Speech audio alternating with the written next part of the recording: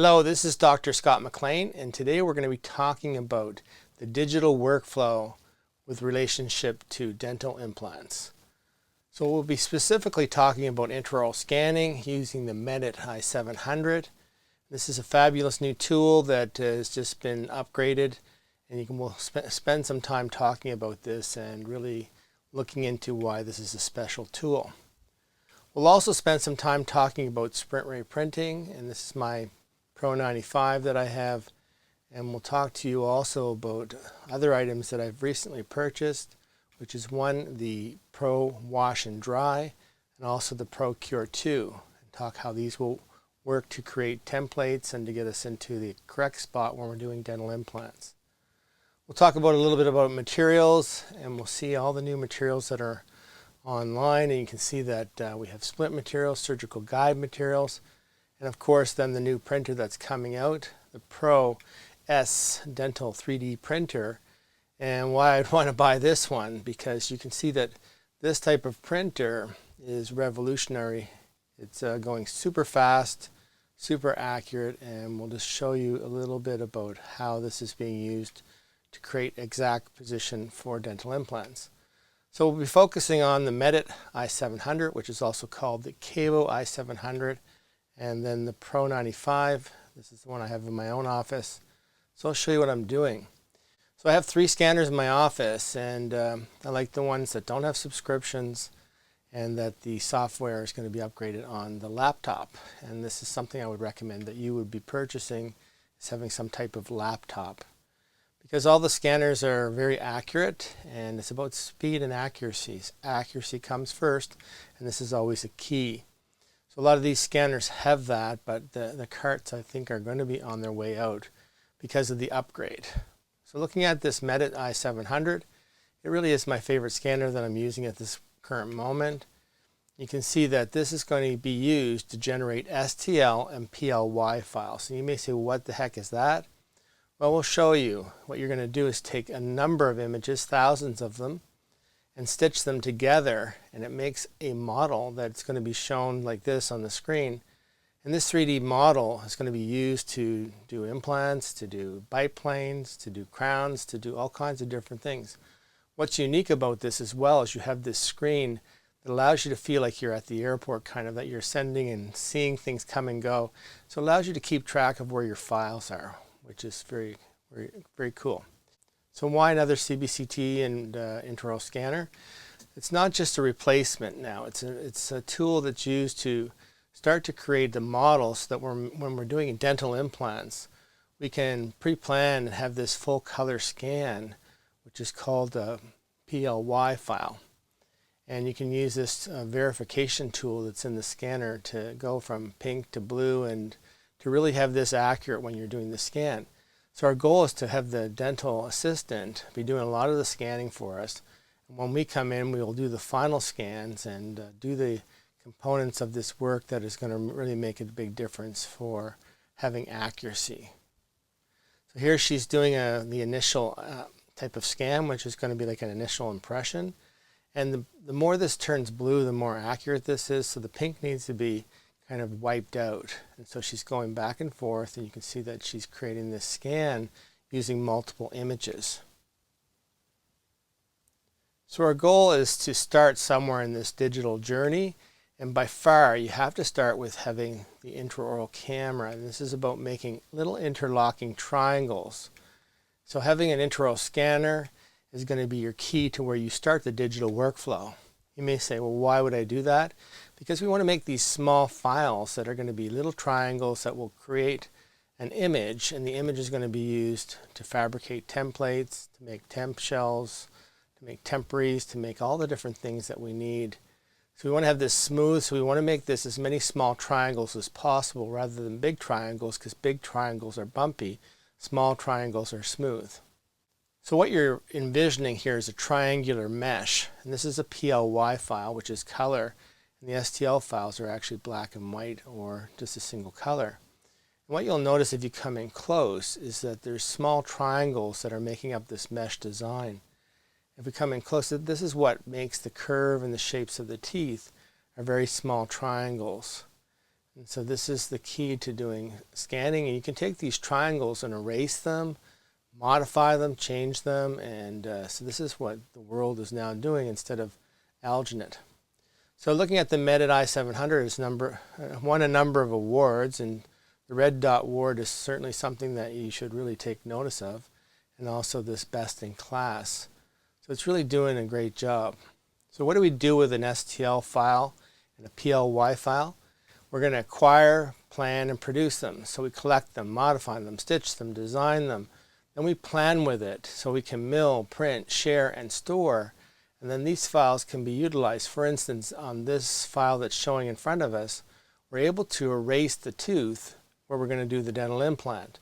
So why would you want to do this? So you can get closer, so you can get the implant in the exact position.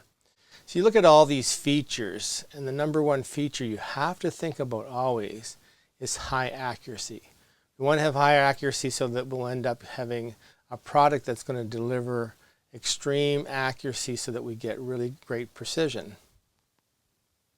So looking at this Medit i700, it's got 70 frames per second, which is super fast, and its accuracy is about 10 microns plus or minus 0.98. So this is super precise, and so we are getting to the level that these have to really be understood so that we can realize that this is one of the best ways you could possibly do this.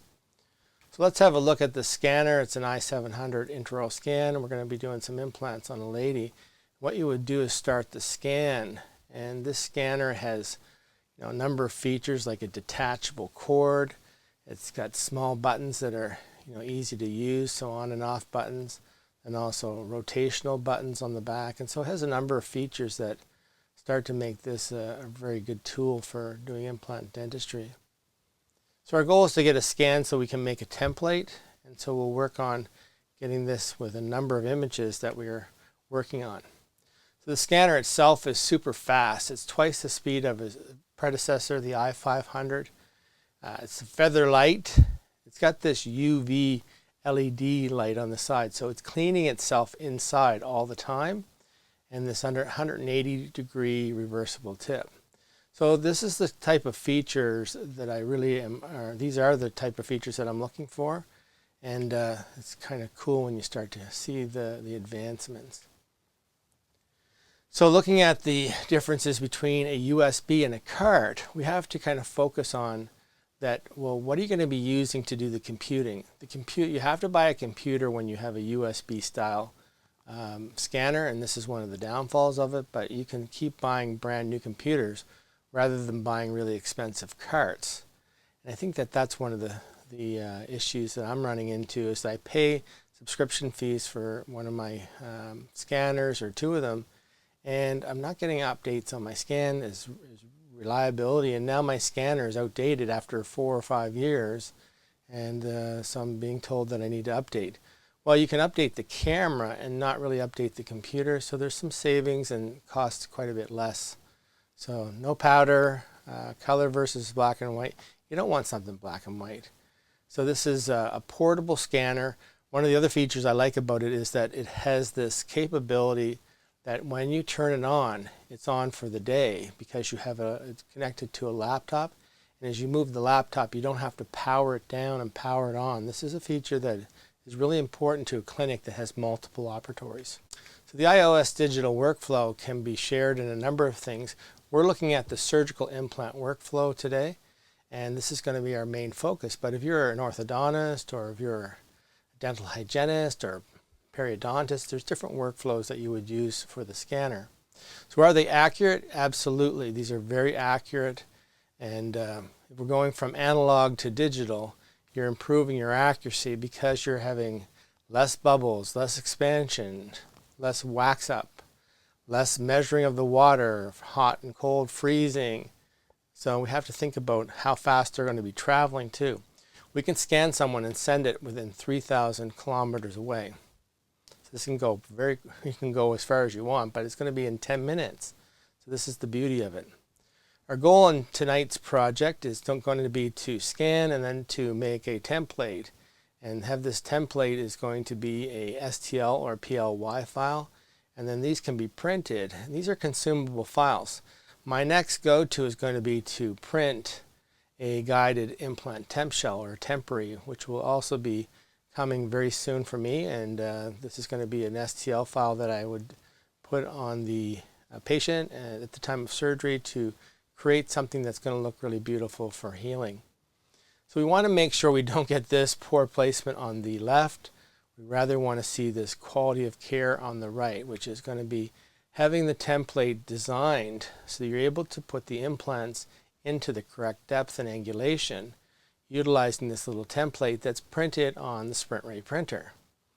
So our goal is to design this. So we first would scan the patient, then we would design the template in some software, and then we would print it. And this can be done within hours of having the patient into your office. So are they accurate? Yes, they're accurate to 10 to 15 microns, and this is more than accurate enough to be doing the objects that we want to do in dentistry. So it's got evidence-based dentistry, and there's all kinds of papers that are written on this topic, and it's our focus to kind of look at that. So the digital impression is accurate, and it has very high speed. It's got the screen interface, and the size of the camera is something that is getting smaller and smaller all the time. You do have to sacrifice a little bit of size of the scanner if you're going to have a scanner that has a battery pack. It seems like those are going to be a little bit bigger. Also, there's some scanners that just are bigger. It's just the way it is. Training and support is also an issue. Make sure that you ask what you're going to get when you get one of these scanners. I've been very happy with what I had. So we'd start out with the CBCT X-ray. Get that scan taken when we're doing a dental implant workup, we call it. So we're going to capture the image of the patient, then be able to bring that image and start to do what's called a fusion. So during a fusion, you take your CBCT X-ray, which is a DICOM file, then you take an intraoral scan, which is called an STL file, and you're going to mirror these two together. And when you mirror them together, you're going to be blending them so that you can do the planning with the bone, but get the accuracy of the STL file. These are accurate to 10 microns. So when you have something fit on them, the fit is being generated on that STL file. So this is happening in planning software. I'm using DTX Implant Studio, and my goal is to plan the implant to the proper depth, and then this is going to enable me to have this so that it's going to be a guided surgery. So how do you see the prosthetics first? We would plan where the tooth is going to be, and then plan where the zenith is going to be, which is the high point. And then we can look on the right side. You can see this arrow. So this is put to the zenith, and I can start to draw a line from this dot, and you can see that the arrow is showing where this is. And if I draw a line 90 degrees to the facial plate on this DTX software, you can see that I'm able to then tell that this implant would be too shallow if I left it here. Because I want this to be at least 3 to 3.5 millimeters below this zenith reference line. The yellow line is called zenith reference. And if you want to read an article, I wrote an article about this. You can look it up and find that in, I think, in Compendium. So if we put this at 3 millimeters, we're going to put the implant platform depth to this distance. So this is done in any kind of implant planning software. And we will put this implant to that depth, and then this is allowing us to make a template. So once we know where the implant needs to go, we would check it both in two different planes, but it's going to be based on this zenith reference, which is tangential to this zenith reference is going to be 3 millimeters deep, this line. So this allows us to have the soft tissue and to create the necessary work that we need to have this done to that level. So if we look at this, this will determine our crown design as well, because now we have enough space to make the crown design, and we can angle the implant and fabricate this software-driven outcome. So we want to know the restorative first so we can deliver the template and have this go into the exact position. So we'll generate a template, which will be an STL file that we'll take to the printer, to our Sprintray, and we'll put this in the Sprintray so that we can print this. Then my dental technician will then add a metal ring into this template, and this fabrication will then be used to place the implant. So there are a number of printers on the market as well. A lot of the products are going to be SLA or DLP printers. DLP is a digital light projector. If we look at the accuracy, we save this one spot for the Sprintray because it's a very high performance type of printer. And a lot of these are good printers, but that Sprintray, the Pro S, has really got a lot of features like heated pads, accuracy in Z values or Z values in X and Y. So we start to get this high accuracy, high speed, and this is what we want to have in a printer. Now you'll notice that most of them have an orange hood. This is because you're dealing with ink. So they now have print materials. And so the print materials are photosensitive. And so the DLP printers are seen to be the faster and better printers for accuracy and speed. And there's a lot of product online. You can see that there's a number of things you can do, surgical guides to models to nano ceramics for doing implant bridges. So our goal is to have a lot of product in order for us to make this. So this is the printer I have in my office. The Pro 95 is the predecessor of the Pro S, and super fast, and it's done an amazing job to generate the tools that we want to have. We're doing a lot of implant templates, and these templates can be printed really in less than an hour very quickly. But this Pro 55S is a high performance type of printer. This is going to take it to the new level. You'll be able to print temporaries for your implants, occlusal guards, implant dentures, which is going to be through the nano ceramics, indirect bonding trays. So a number of different features, and this is the kind of the goal to doing this. So here we are generating some dental implant templates, which are guides for dental implants. And you can see that the guides are on this platform, and it's being printed by a light that's kind of doing a stamp light pattern, which is a DLP pattern. We're going to show you how you take this and then generate this workflow that will create super fast and accurate templates for you. So this is a system. That's what I like about this. It's a system that generates a lot of interest, because in a dental office you don't want to have open chemicals and different products that are out. So this goes print, wash, cure. And so this is the key to this, and we'll show you how this kind of works together. So then you'd sterilize these in an autoclave and get them ready for surgery. So this is that print, wash, cure processing, which is all done in internal baskets or internal machines, and so you just don't even see what's going on. So it's a pretty cool type of system. So here's how it works. So the Sprintray workflow would go that my dental technician would take the STL file that we just planned in the computer, planning where we want our implant. And this is designed so that we can tell exactly where the implant platform is going to be on this end of this dental implant treatment.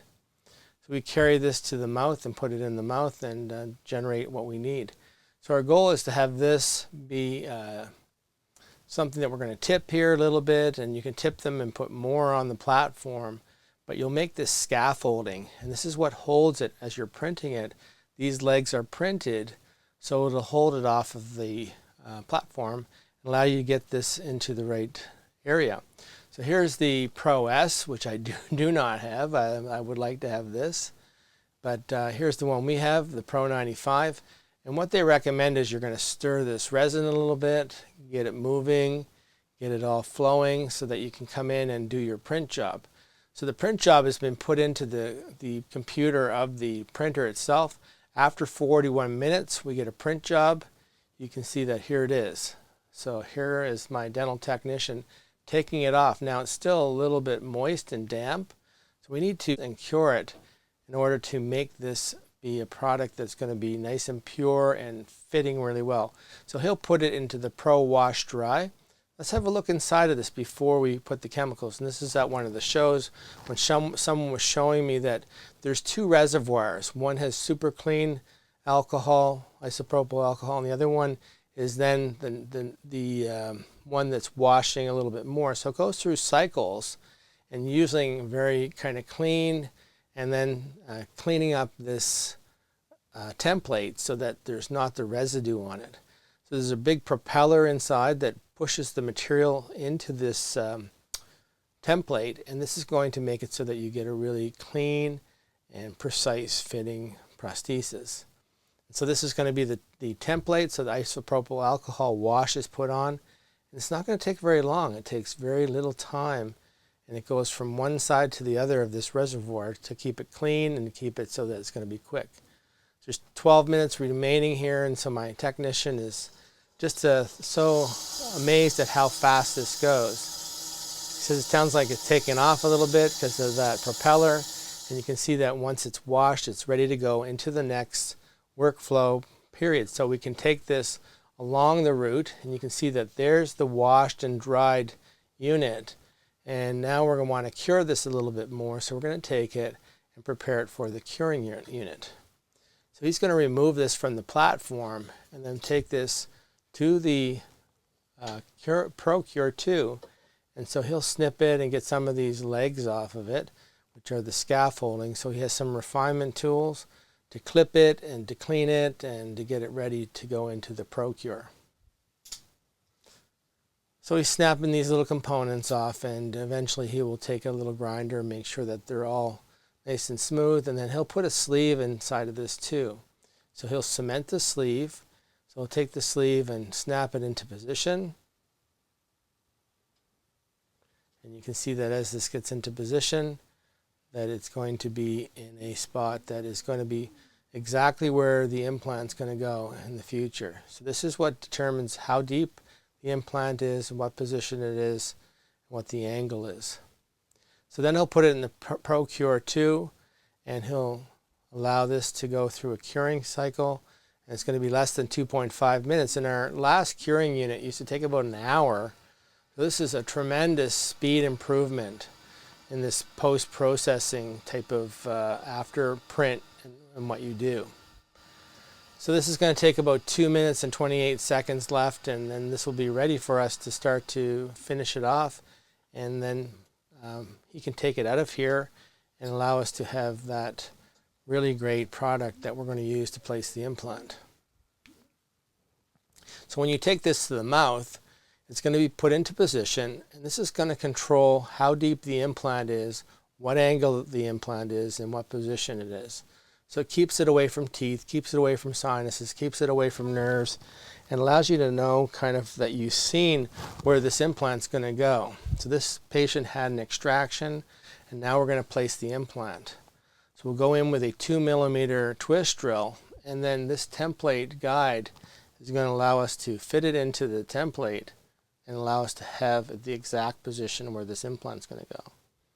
So as we go in, these drills are about 9mm longer, actually 10mm longer, and because of the guide sleeve, and as they go in, the first drill will go to the full length, and sometimes we'll even go a little bit longer if we're going to do an immediate temporary on the upper. And so this looks perfect here. And then we'll come in with the second drill. And the second drill, we may go a little short based on what the first drill felt like. So many times I'm going to create a reverse Christmas tree effect so that if we place an immediate implant, we're going to get that into the bone that's a little bit thinner, and we want to have this kind of grab.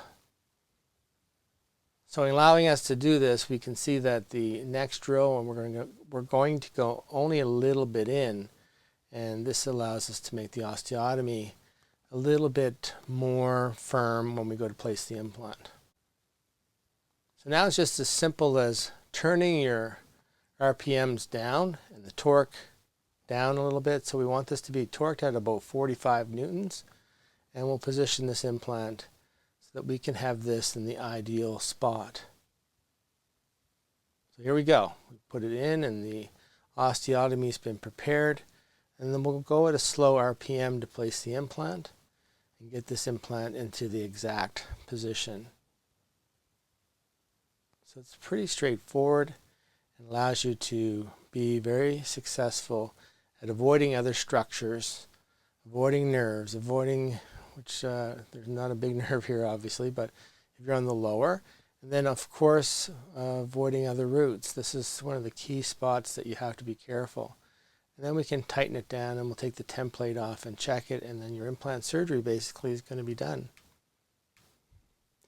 So then when the patient comes back 3 months later, we're going to take the MEDIT scanner and we're going to put an ELO scan body into the implant and scan it. So we'll take the healing abutment out, put an ELO scan body in, and then scan it and get it into the DTX software or whatever software you're designing your crown. And then once you do your crown design, you can send it to a local mill, a local lab. You can also send it to centralized milling and printing. This can go off to a major facility, or you can send it to your Sprintray scanner or printer, and then you can also generate some of the things you'll need for doing, for instance, contacts. So you can have the whole implant crown ready and then have it on a model so that you can see it. Let's have a look at another case. In this case, we're going to be placing an implant crown. So the patient's been out healing and has had their implant for 3 months. And coming back, you can see that we have this healing abutment. So we'll go ahead and start the plan. So the goal is to get this healing abutment off, and then what we'll do is take a scan to make a final crown. So we'll put the floss on the driver to make sure it's safe, and then we'll go in and we'll take the healing abutment off using a Unigrip driver. This just takes a couple minutes to take off, and then we're going to be inside. And so my dental assistant has already done some of the scanning prior to me coming in. So she scanned the upper arch, the lower arch, and also the bite with the healing abutment in place. So once I take the healing abutment off, which is required by the dentist to do this, I'll come back in with the MEDIT scanner, which is branded as the Cavo X700. And so she's prepared this for me, so I'm going to come in and scan this emergence profile. So she's cut a box out so that I can come in and do that detailed scan. And the start is going to be to have the emergence profile of this area. And I'll go in and just finish the scan. So this is the first upper arch scan, and then we'll go ahead and start to do the next step. So I have a good look at it first, and you can see that it looks fine. And we can see the reliability test. We need to do a little bit of filling in where this is going to be green in all different areas. It's a good check and balance that you can do to make sure that you're getting this job done properly.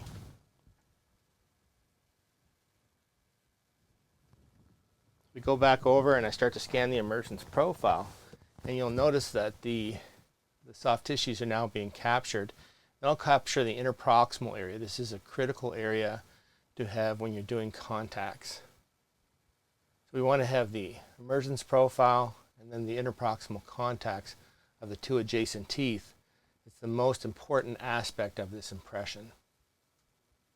So the MEDIT is easy to get into this area. I'm just using one hand to lift the soft tissues like the lip, and then you can see me going in and doing many images to stitch this and to create that exact detail that I need to make the crown. This will be sent to the lab. You can see as I'm going around that area and capturing it, it's going to be stitched into the original scan. And this scan was done when the patient had their template made many months ago and they had the surgery. So we keep that, and then we cut a little piece of it away and then start to add in other aspects. So we'll turn off the scanner. You can now rotate around and see the scan. So if I move this with my finger, you'll be able to see that it controls the screen. So it takes a little bit of practice to get used to this, but I'm just moving this bottom mouse button, and this is going to take that scan and move it around so I can have a good look at it.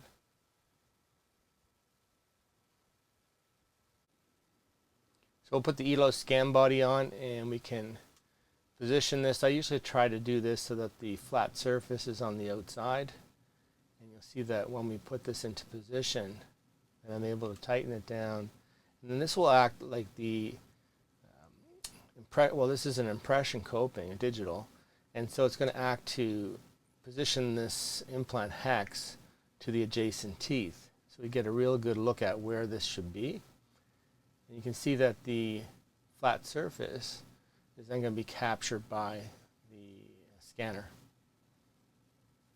So you can have a good look at this, and Our goal is to have this show up in our implant level impression, and then we'll go back over and we'll scan that ELO scan body and then pick that scan so that we can have the technician to be able to fabricate the new crown. So you can see how well positioned this implant is. It's all done digitally. This is the key to it, is making something that's going to be digital and have adequate space around the implant, around the crown, and have the fabrication be something really good. So here we are scanning that ELO scan body, and then it's going to stitch this into the already scanned upper arches. So you'll be able to then see where this is going to fit from a 3D point of view. So we get a good image on this, and then we'll take that and have the crown fabricated. So we also have the lower arch, and we make sure that we have a good position of that. And so we have upper, lower arch, and a bite record. And I'll just go over making sure that it's a good scan. You can see the reliability check is letting me see where it's a bit thin, so I can make it perfect. We'll also take a bite record. So now we have all the information we need, and it's all stored in the Medit scanner. And we can send this off to the dental lab. They'll have the ELO scan body, they'll have the 2 adjacent teeth, they'll have the opposing arch. So now we just have to find the color and then put this all together in a blended pattern. So the song gives us feedback, and this is interesting. You can hear this.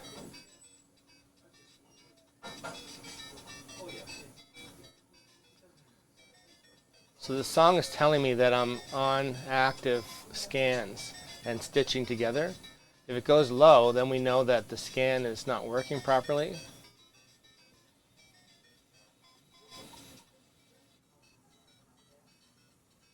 So it just gives us feedback, which I really like this. I think it's fun. You can put your own songs in there. This is an old song from the 80s that I'm sure everyone remembers.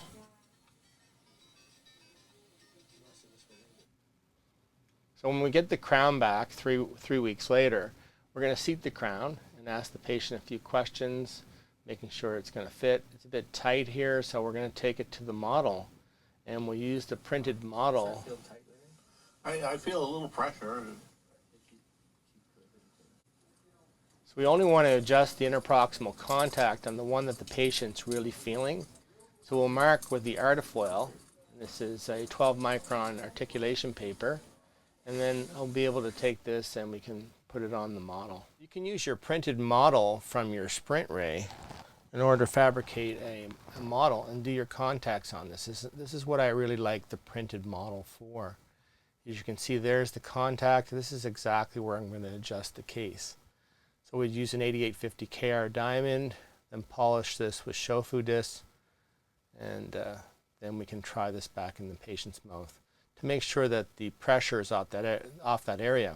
We don't want to do it on both sides because he hasn't complained about the other side, but we'll still check back and make sure that it's okay.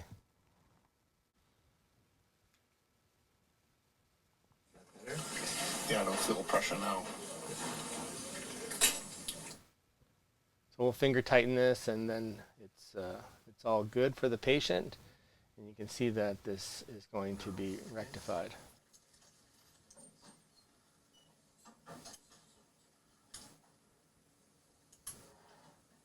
So we've got good contacts. This has been fabricated with the Medit and also having a printed model. And we can see the printed model here that enables us to then tighten this down, and we get on to the next step.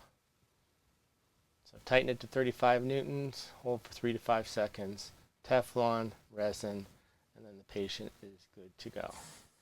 And bite together, bite hard. We want the patient to bite hard, and in heavy occlusion we want light contact. In the back and go all the way over. Good and open. So this restoration has completely been made by digital, and you can see the contacts are great. We end up having, it's going to be light contact over the screw. We'll put some sterile Teflon in and then also some resin and cure that, and we'll get this patient on their way. So it's a very great thing to be doing with digital, and It's one of my favorite parts of my day now. Medic scanner can also do some pretty cool stuff on edentulous cases. You can see how accurate this looks. This lady came in, she had some issues with the bridge that's released. You can see the 3D bite. And we'll notice that this case is, when we put it back together, we can clone it and put her original bridge back on and start to rescan this to try to find out where she is. You can also do a facial scan with the Medit scanner and find the nose, the lips, and this is just done by scanning the face with the wand and positioning this. This is super useful when you're trying to work out where these teeth are going to go. Now on this last part of the program, I'd like to look at a case study. This is a new patient who came into my office and he asked, can you restore this implant?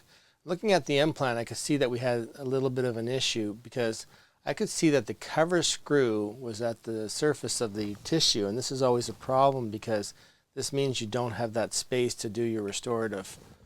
So looking at this, we reviewed the planning of the case, and you can see that the patient had some issues, and these issues were going to have to mean that we probably had to take this implant out. So can you restore this implant? We look at it and we can see that it's very shallow, and this creates a problem for the restorative doctor, and this was probably not planned on a computer, I would think, and it was probably free-handed in. So there's the cover screw, and we're going to get a closer image of this. We can see that the cover screw is at the surface, and it's actually above the bone surface. So we'll take a Medit scan, and we'll do an intraoral scan to capture all the images. And our goal is then to generate some type of imaging so that we can really take this and put it into the CBCT X-ray and have a look exactly where this is and where we'd want it, how deep it should go, and this is going to be a case that will help us to kind of reverse engineer this area. So now you can see that the scan is showing that this is indeed a problem, and we just rotate it around and you can see there's the issue. So we use the cut tool to cut some of the excess away, and this will enable the stitching to be done a little bit in higher precision, because sometimes what happens is when you try to stitch this into software, it's nice to have the edges straight so that the computer doesn't get confused. So we'll have a look at the architecture of the teeth. You can see the triangles we've been talking about, and this is the mesh, and this mesh is all done by the computer itself. You don't have to generate this at all, but this is how the surfaces have some changes in architecture, and you can see as we change this from one surface that's showing to another that we can see it's like you're looking at a topographical map, and this is created because the triangles can create changes in architecture on the surface. Now we'll take a CBCT DICOM file. This is a pretty tall guy with big shoulders, and you can see that this scanner is good for this type of problem. So we'll end up putting the patient in position, then holding him with this headrest, and then taking a DICOM X-ray. Start to take the image, and you can see that as the image is going around, then it's going to create this uniform image of the patient, allowing us to see in 3D. We're using DTX software, so we're going to blend the DICOM file shown here, and there's a number of slices, and this is going to be brought into the computer so we can create the file for planning purposes. So there it is. We'll change the ISO values in order to generate the image, and then we'll level and align this, and we can see that when we do so, that we're going to generate a very sophisticated view of the area. So here we can see that the implant is a very shallow type of restoration. We can see it's above the bone level, and there's a little bit of bone loss occurring in this area. So our goal is to look at this in relationship to where the actual Medit scan is. So we'll go back out and find the intraoral scan, and we're going to blend this together. So you have those two files, the DICOM and the intraoral scan, and they're going to be generated together so that we can blend these two on the computer. So there's many different software programs that can do this. We're using DTX Implant Studio here, and we can see that when we put this together, we're stitching and merging those two files, and this is going to generate the necessary files for us to do the planning. So we'll check the alignment, making sure that it's aligned in the anterior and posterior. We can see that the alignment looks good. Looking at this area, we can see that the zenith is very close to where the top of the implant is, and we want to have at least 3 to 3.5 millimeters of space here, so this is a real problem for us. So we'll plant an implant on top of this just to see what it would look like if we had it at the ideal dimension. And we'll put this into position, and we'll just have a general look at this in a rotated view. And we can put the cover screw on and see how it fits together. So the proposed zenith that I like to have it like the contralateral side. This is coincident with that, so we know that there is absolutely no space for restorative here for the soft tissues. We want to have 3 to 3.5 millimeters of soft tissue, and it's just not here on this case. So we'll end up taking the implant and we'll put it deeper. So we want it to be 3 millimeters below this zenith reference. Some people say 4. I like to have 3 to 3.5. And you can see when we do this, we're going to measure the space from the zenith to the zenith reference to the implant. So you can see here it's 3 millimeters. So our goal is to have that so that we're going to generate that ideal depth for the next implant. So we can see that this implant is just not going to cut it. You can see the bone loss already occurring around this. So this is a nightmare if you inherit this type of case.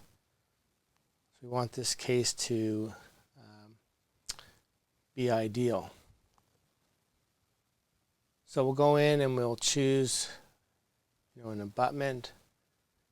We can put on the abutment and select that, and you can see that then this is going to give us the soft tissues that we need for this case. So we'll generate a model just to know where exactly we want the zenith to be, and this will allow us to plan this case to the correct depth. So if we take this implant out, we'll be able to then generate the ideal depth for the new implant, because there is some bone above this that we can utilize. Now we're going to generate the template. So this is the way we would generate the STL file, that we can send this file to the Sprintray printer. So we'll send this file to the dental lab, and then they'll take that file, put it in the printer, and then print it. Once they print it, then we'll be able to have a look at it, put the silver guide inside of the template, the sleeve, and then we'll be able to do the surgery. So we have a DLP printer, which is the Sprintray, and then we'll use some surgical guide material to generate the exact position. So we're going to print it, then we're going to wash it and dry it, and then we're going to cure it. So doing those three protocols, we're able to take it from one step into the other. So we'll place the PLY file in the printer, and we push the print button, just like you're putting ink into your printer and paper, and you can print these files. So there's the Sprintray platform, and it's got 3 different templates that are printed, and these are being printed with a DLP type of light. And this light's going to generate the power that's needed to cure the resin, so it cures it in a very accurate way. And there's the 3 files, and they'll be taken off of the platform and then put through the wash and dry first, and then the cure. So this is a great case to show how this is all interfaced together. So the resin tray, you can put different resins in different trays, and you can swap these out. And so there's a number of trays that can be utilized. So as you bring this, you're going to put it into the tank, which will do the wash dry. And you set it for the time, and then the Pro Wash Dry is going to start. And this little propeller is going to start to push the material and then really clean off that printed template and allow you to have this so that it's going to then dry it after you're done. Then we're going to take it out of this area and then put it into the cure. So these machines are very efficient. They're self-contained. You don't have to kind of have materials and smells and things like that in your dental office. So once you put it in for the final cure in the ProCure 2, you're going to be able to separate these and then have them so that they can cure, and have the cement ring put in so that this is going to be used for the guided surgery. So now the template is ready, and this will be used to place the implant. So we come back and the surgery is going to be done in a fashion that's going to remove that implant. And so we'll take the cover screw off, and then we'll remove the implant. So you want to remove this in a very, very low heat fashion, and our goal is to have this so that we're not going to have problems with bone that's died because of the too much heat.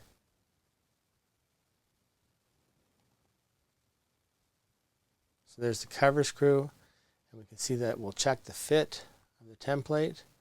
If it's good, and we can see that we're excited about that fit, and it makes it so that we'll be happy with how this is going to go.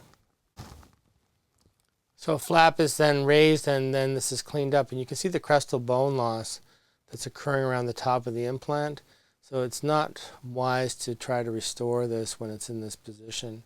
So we're going to measure exactly how long the implant is relative to this trephine, and the trephine is going to go on the outside of the implant. What we'll do is just go down a few threads on this, so maybe 3 to 4 millimeters, and we'll do the trephining very slow so we're not generating a lot of heat. So we'll use this implant retrieval tool to reverse torque this out. So we've trephined over the top part of the implant. Now we want to rotate the implant and take it out, causing very little damage if possible. So we start to rotate this in a counterclockwise manner. We can see that this is grabbing quite nicely at this point. We can tap on it, and there's a high-pitched noise.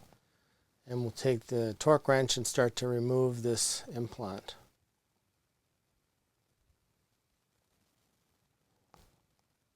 So you rotate this out. And a lot of times in the upper jaw especially, that this is going to rotate out fairly easily. So we get rid of the implant, get rid of the problem. And unfortunately, the patient's going to have a new implant placed in. So we will evaluate the area and then assess whether we can place the implant today. Sometimes we would come back and place the implant in 2 to 3 months, letting that heal. But the implant came out rather easy compared to what you would think it would.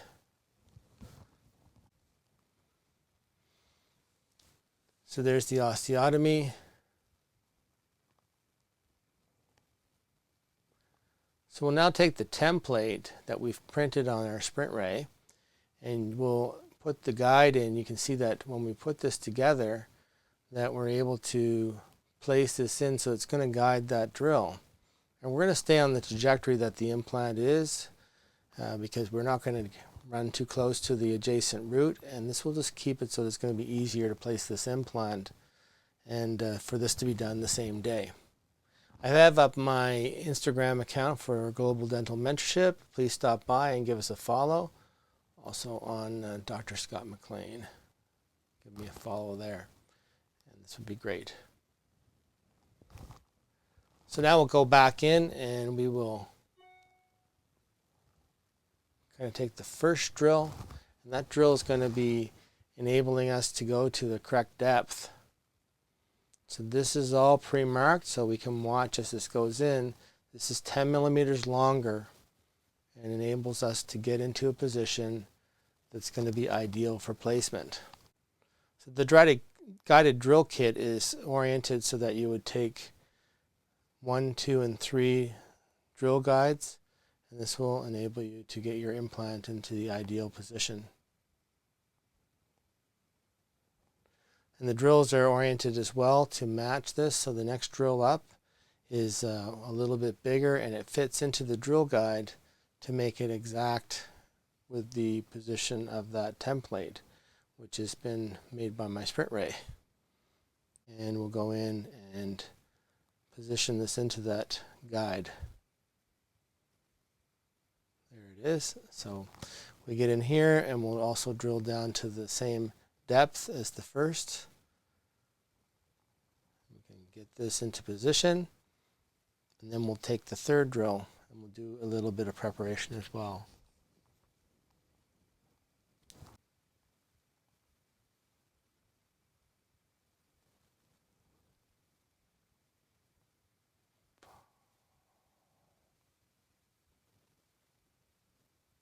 So we'll position that implant into the depth, and we'll just check that. And for position and depth, give that a little wiggle.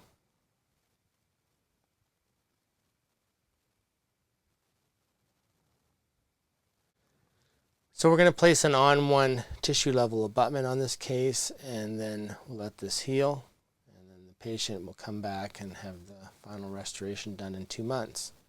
So you can see that the benefit of the template and having the guided surgery, we captured everything with the Medit and then did the planning in some digital planning software, then printed the template, and then we're able to do the surgery to get that implant into the exact position for us to be enabling this to be the ideal position. There he is. You can see that we're tightening this down to 35 newtons.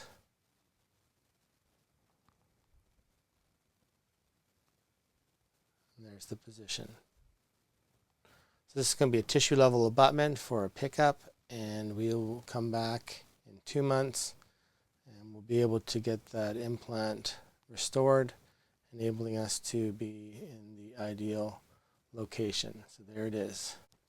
So with that, it's Dr. Scott MacLean, and just showing you how to use the Medit scanner, the i700, and getting this so you can do an intraoral scan of the patient to do the planning, and then coming back and doing a subsequent implant placement by using a printed template. And the printed template is being utilized by doing a wash and dry and also a cure, and having this all prefabricated prior to the patient coming in, and then utilizing the materials that we need to do, and having this so that the goal is to have the patient come in and have the surgery done and not to have any issues with this kind of overall planning and problems. So he already has suffered enough, and so we'll use these materials to fabricate a guide. And of course, this is the way that you do it. You kind of generate this template, and that template is then utilized to get that final position and give us what we really need to do an excellent implant placement. So with that, it's Dr. Scott MacLean. I'd like to thank you for your attention. Hope you enjoyed this presentation, and take care.